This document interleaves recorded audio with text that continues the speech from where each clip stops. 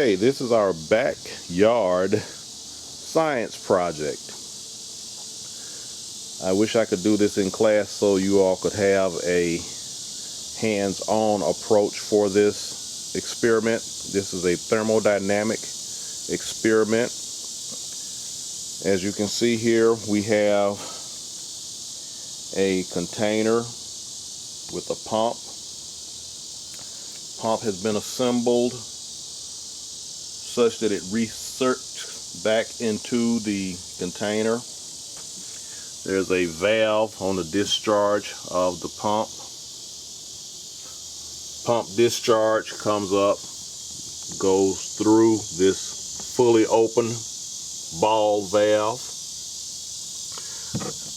Inside you have a diffuser which sends flow in each direction. A little utility pump, that's all I'm using.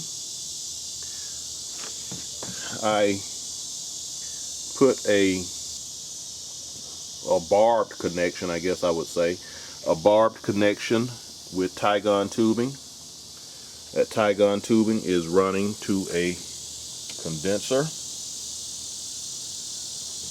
I have the Tygon tubing coming from the pump going to the bottom side of the condenser there so that I can have counterflow. That's what I'm trying to achieve. Counterflow heat exchanger. So that's my heat exchanger, and we will boil water. That's about a pound of water inside this.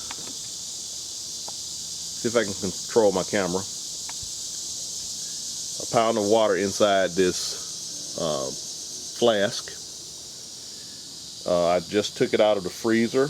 It was at a temperature of 18 degrees Fahrenheit, which is below freezing. So you see that it has already started to melt, or the temperature has started to come up. Hasn't started melting yet, but the temperature has started to come up. The frost that was in the bottle or the flask has started to melt. We'll use our Erlenmeyer flask as our hot well.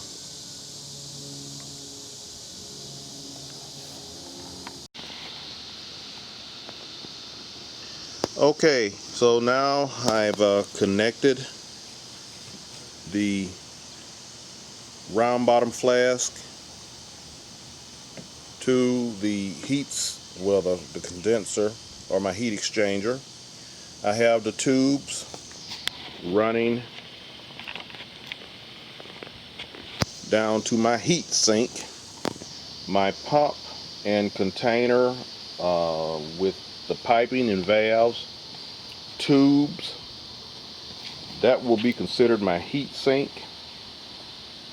And we will add heat to this 1 pound of water and remove the heat once it becomes steam. I also have hope you can see it there, a thermometer. Have it taped to the side. That's the probe, temperature probe.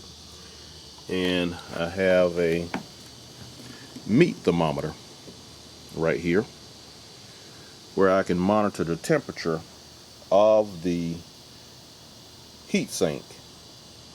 And as I add more heat to the 1 pound of water, it turns to steam. It's being condensed.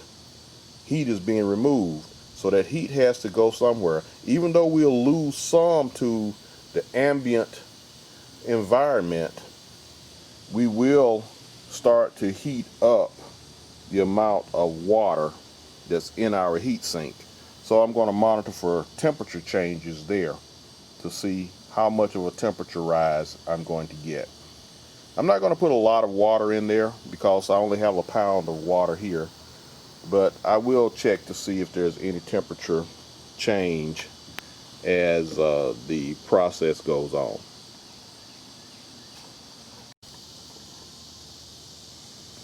Okay, I've just turned my heating mantle on.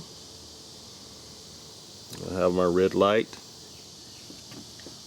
I don't have water in my heat sink yet because the process is the heating mantle will have to increase the temperature of the pound of water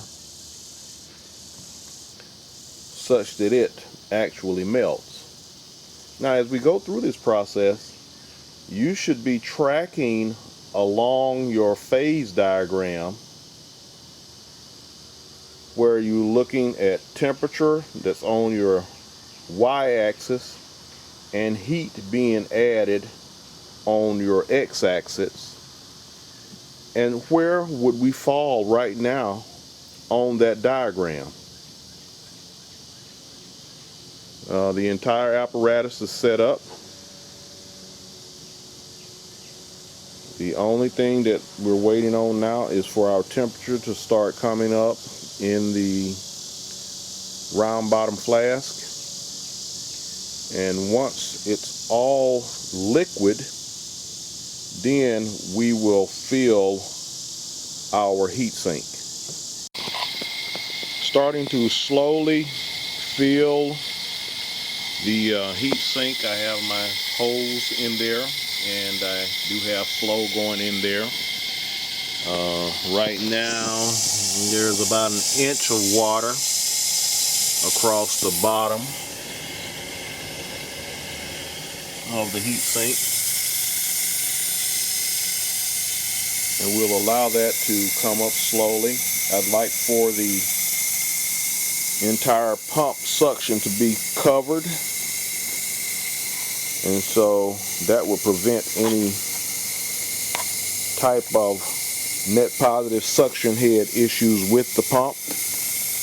Now, as you can see, we are getting some heating here. Still ice in the flask. I'm going to increase the heating to speed the process.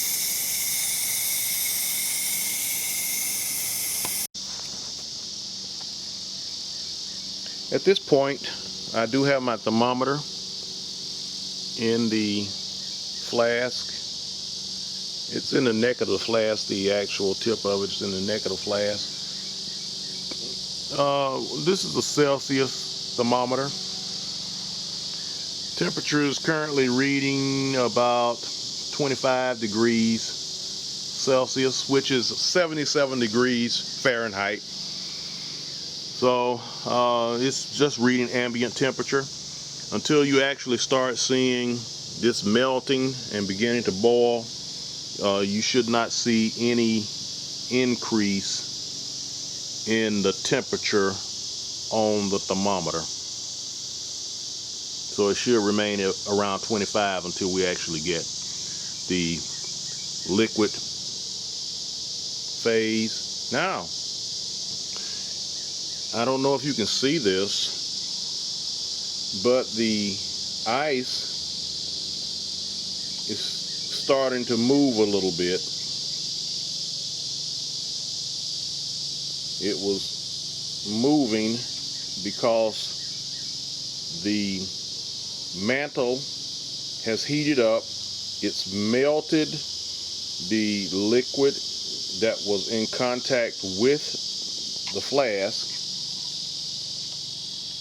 and so now the body is like an iceberg starting to float. A little bit. And so we do have liquid forming. It's in the process of melting. Now that it's in the process of melting, where are we on the diagram? So find your spot on the diagram where we are actually starting to melt.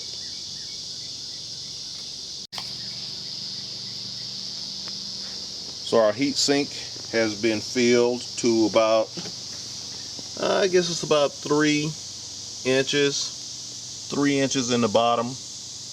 Our temperature probe is placed. Let's see if I can get a picture of that. Temperature probe is placed. Temperature of the heat sink right now is 72 degrees Fahrenheit. And as our process continues, temperature should start to rise. Temperature in our flask is still showing ambient, but as you can see, it's just in the neck of the flask. It's not in contact with the ice. The ice is melting. I can see some liquid forming around the body, the glass interface. So we know that it is in the process of melting. So like I said earlier, find your spot on the diagram where we are right now.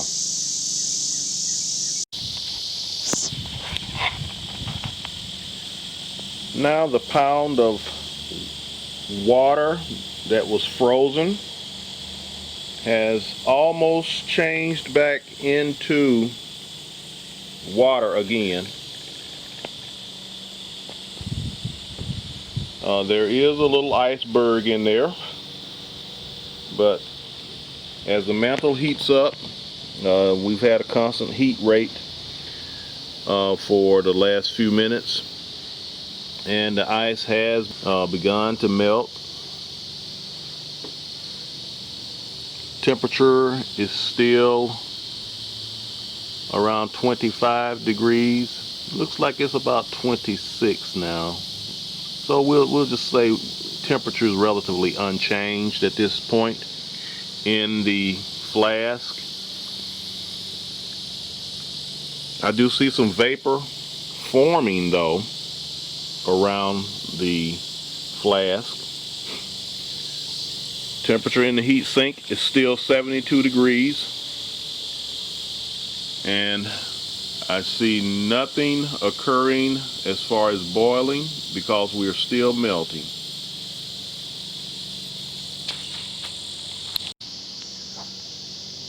So now we still have ice there, still in the process of melting. What is the temperature of the liquid and ice at this point? What is the temperature? If I had the thermometer in the liquid, what would the temperature be?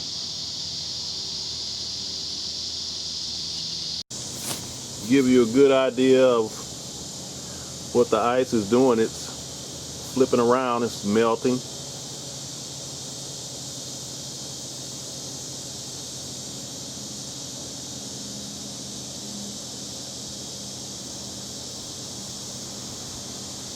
As it melts, you see that it's moving because it's losing mass on one side, which is changing its center of gravity. And so that's why it's constantly twisting and moving, because it's losing mass into the body of water. Now we'll note that all of our ice is almost gone. Temperature has risen. It's about 27 degrees Celsius now, almost 28. And so with the temperature changing in the liquid, because we're adding heat, temperature's starting to rise because there's some vapor forming. As you can see, there's some condensation inside the round bottom flask. Ice is almost completely melted now. Temperature just below 28 degrees Celsius. Okay, all of our ice is gone in our flask. You see the condensation in the flask. See the condensation. All ice gone. Temperature about 28 degrees Celsius.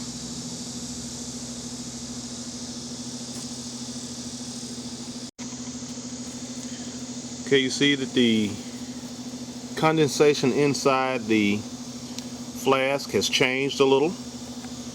Temperature is now about 29 degrees Celsius and rising.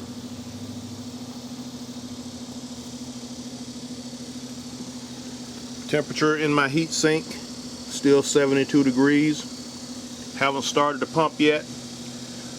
I'm going to wait until the temperature inside the flask compartment until it gets to be about 60 degrees or so, or maybe 65 degrees, and then I'll start the pump, because where does water start to boil? That's what's dictating when I start the pump. If I see vapor though forming, I will go ahead and start the pump to get flow going through our heat exchanger, but I believe around 60 degrees should be sufficient for us to capture this 1 pound of water in liquid form. If you'll note now, you'll see that we're starting to see some condensation inside the Y chamber here. Temperature is above 30 degrees, still rising, but you see that we are getting some vapor forming and condensing in the cooler glass, and it is moving towards the condenser. So I believe I'm going to have to actually start my heat sink before 60 degrees. We'll see though. We will monitor and take actions as necessary.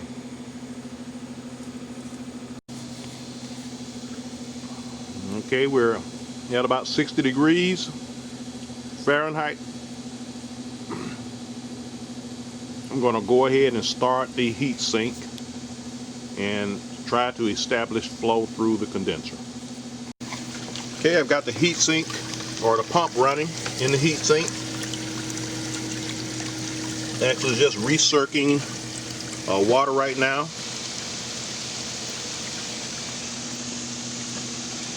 You see that we have a little turbulence there.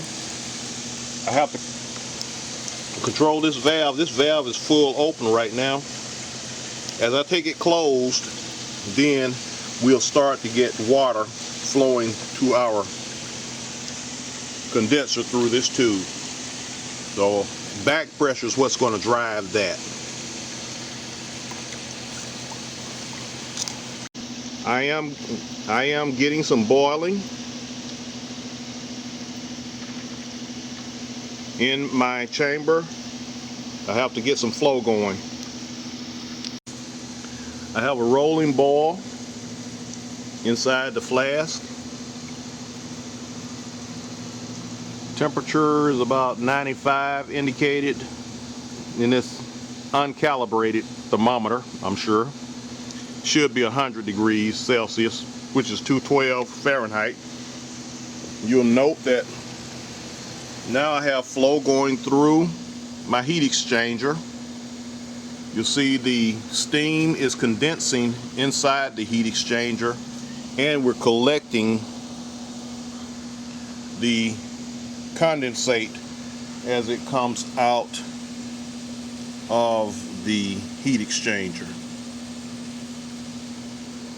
So this is a counterflow heat exchanger. I have the inlet tube on the bottom running counter to the flow of the steam coming out of the flask.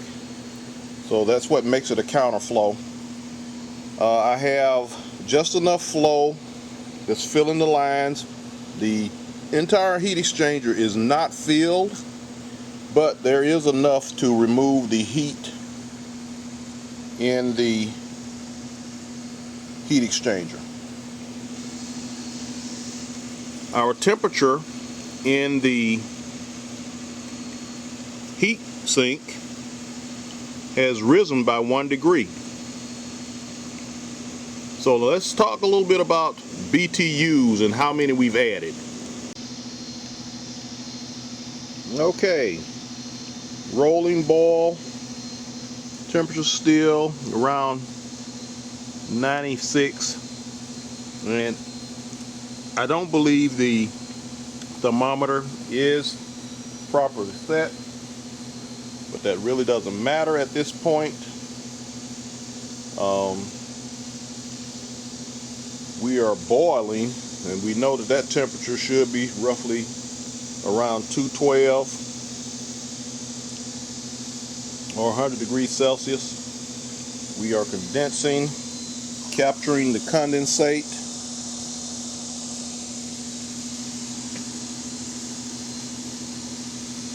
The condenser is relatively cool, and that's due to the water that is flowing through it. We do have the heat exchanger or the heat sink still operating. Temperature has risen from 72 to 77. So as the steam is condensed, we're removing heat. That heat has to go somewhere, and so that heat is going to the heat sink, which is causing the temperature of the heat sink to rise.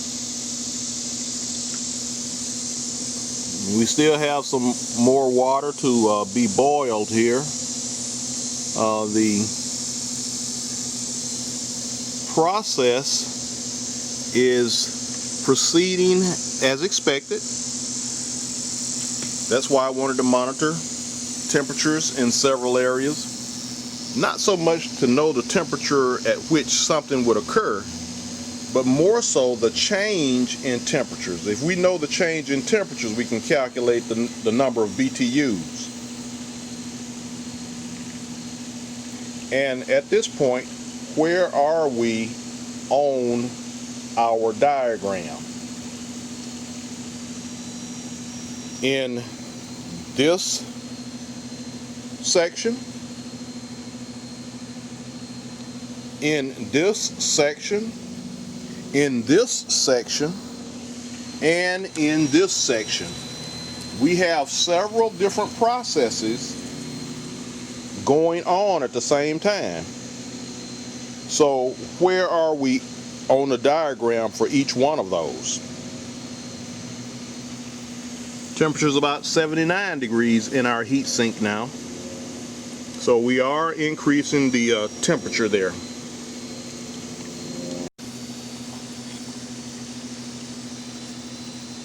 Still boiling. Temperatures remaining the same in our boiling chamber. I'm going to increase the heating on the mantle before our next session. I'm now monitoring the temperature of the condensate. The thermometer shows about 30 degrees Celsius, which is well below boiling. You do see that there is some condensation along the walls of the flask, but we're capturing our condensate there and monitoring that temperature also. By looking at the temperature in the steam chamber here and the temperature of our condensate, we can calculate the number of BTUs that we have removed from the steam because we know the temperatures. Now, even though the temperatures may not be accurate, we can look at the difference in the temperatures and do a model for that. Temperature in our heat sink is now 82, so that's a 10-degree increase from our initial setup. We'll continue to monitor. I won't change the flow through the heat exchanger. I believe we have good flow. We still have a good rolling boil, slow rolling boil, which is ideal for this process because it gives me an opportunity to actually discuss some of the processes as we go through the project.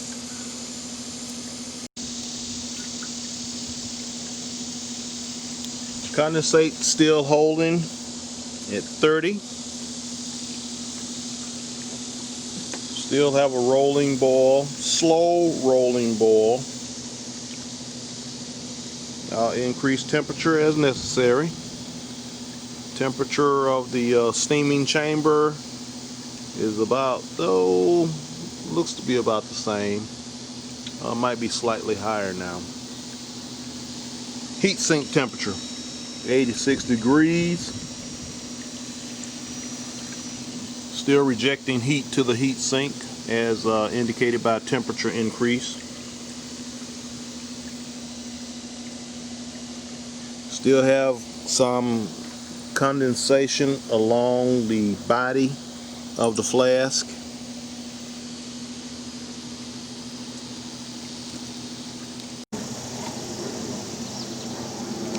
Okay, we're back again.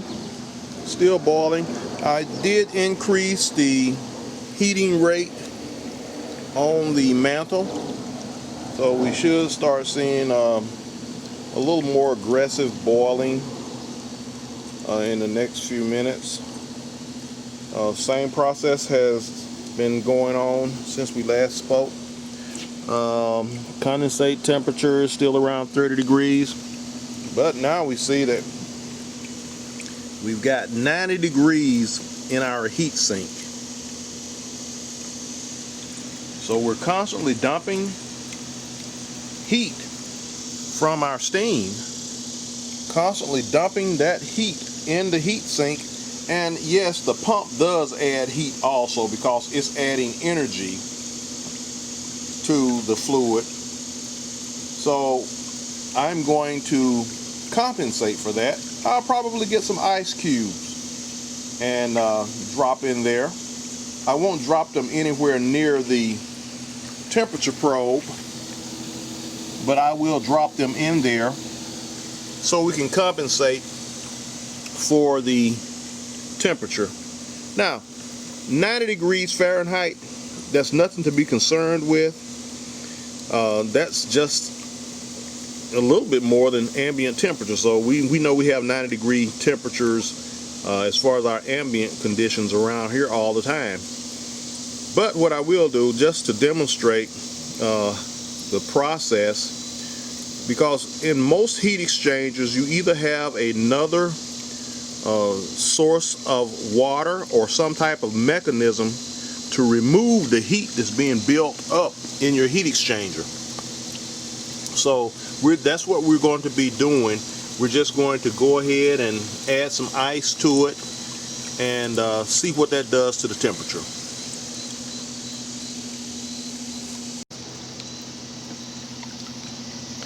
I added ice right at the pump suction, so that should cause the water that's being pumped to the diffuser to be cooler.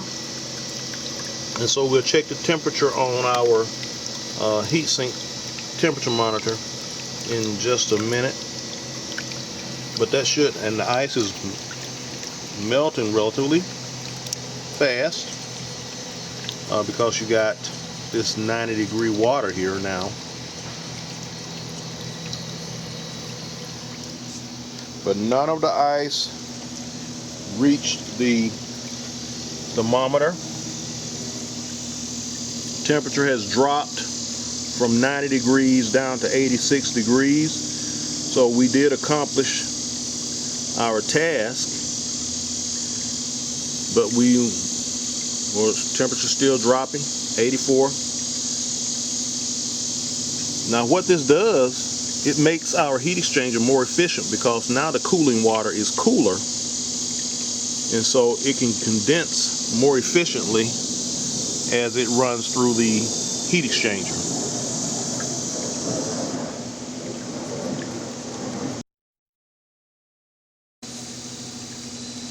I added in some more ice.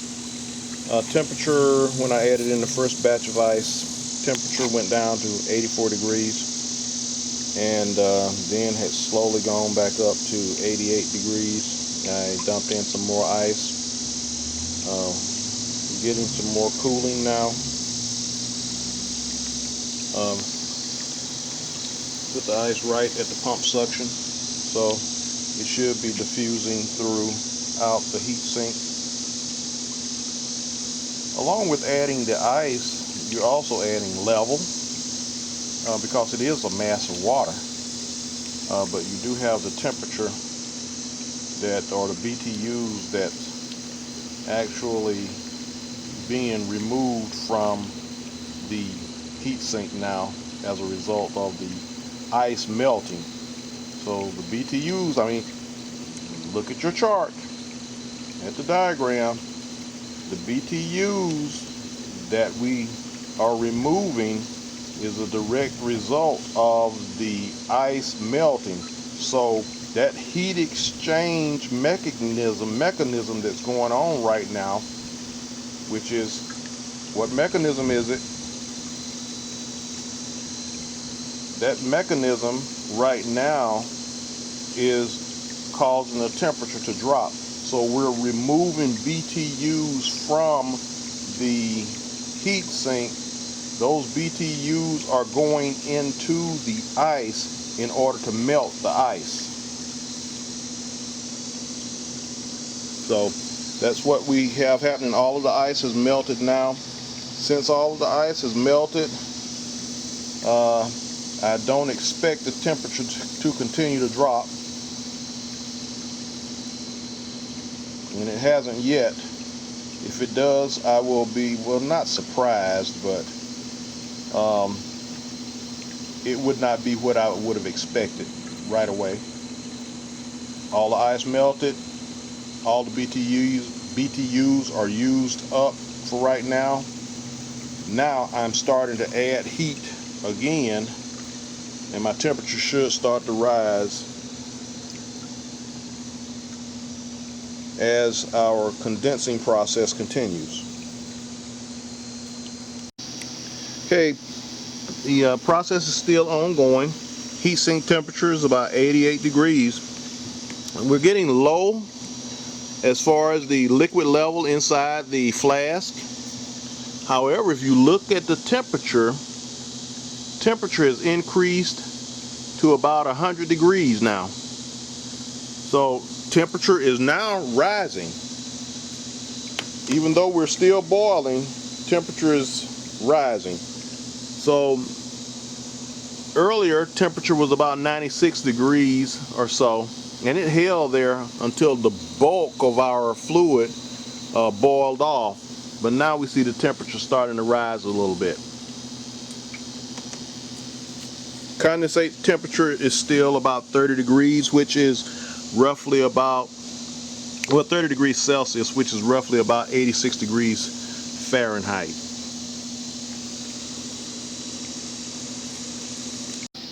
Okay, we're back, and we only have a little water left. Oh, and I forgot to tell you that this is distilled water. I used distilled water so that we wouldn't have any magnesium, calcium, or phosphate deposits. But we only have a small amount of water left in the flask. This is still boiling. Like I said, just a little left. It is still condensing. Temperature of the condensate, and we have We've collected about 400 milliliters of condensate so far. Still, it's about 30 degrees or so. I'm not going to put any more ice in. I've just allowed the heat sink temperature to come up. It's around 97 now, and it will probably continue to go. But the most important thing here is now, since we don't have very much liquid left, the temperature in the boiling chamber is up to about 140 degrees. So we initially started, when we started boiling, it was around 95, 96 degrees. As the level in the flask continued to go down, temperature started to rise. Where would that be on your diagram, on your phase diagram? As the temperature starts to go up after the boiling has ceased. Okay?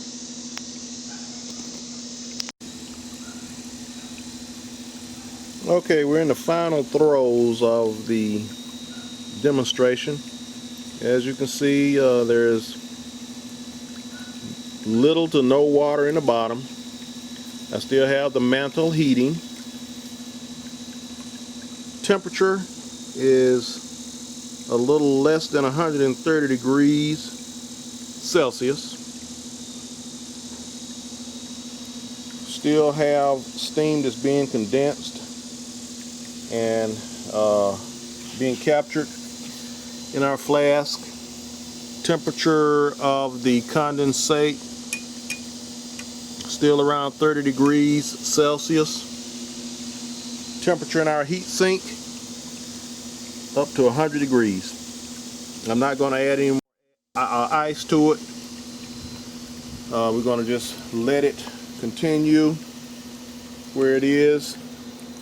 You see that the water is now being boiled off completely. Still have a little bit in the bottom, but it will eventually vaporize. I'm going to take the heat off of the flask. I think all of the water is gone.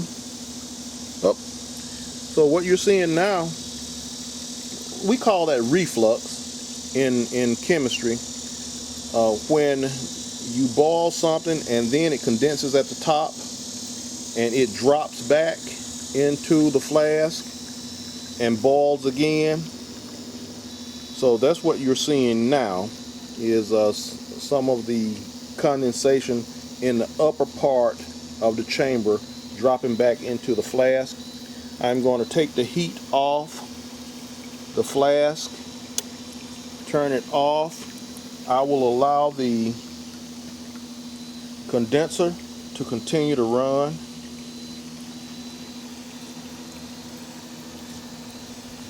Like I said, we're about 100 degrees. There should be some more water or condensate eventually coming through the condenser, but we're going to leave it running just to try to cool everything down.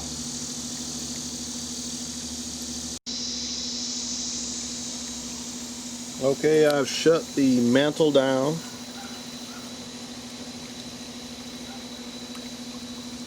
I'm allowing the system to cool down. Temperature inside the boiling chamber got as high as, I think, about 130, a little more than 130, maybe 140. That started to come down now since I've turned the mantle off. I haven't seen any more condensation come through the heat exchanger. I will allow the heat sink to continue to run. Temperatures currently 100 degrees with no more heat being rejected from the boiling process. Temperature should slow down as far as rate of rise. It may even decrease. I just went in to measure how much water I collected, and as you can see, that's a pint right there. We are slightly less than the pint. We started off at about a pint, and so we do have an error in our collection. So we didn't get back everything that we attempted to. But as you can see inside the condenser, there is water that's clinging to the side. Inside the boiling chamber, there is water that is also clinging to the side. So with that bit, that would add some to our volume that we collected. And then it's possible that I may have missed some when it started to boil. It's possible that I may have done that. So we've got a couple of things that we can look at to make this experiment or this demonstration better. Okay? Thank you so very much. I appreciate your time and your effort to look at this thermodynamic demonstration.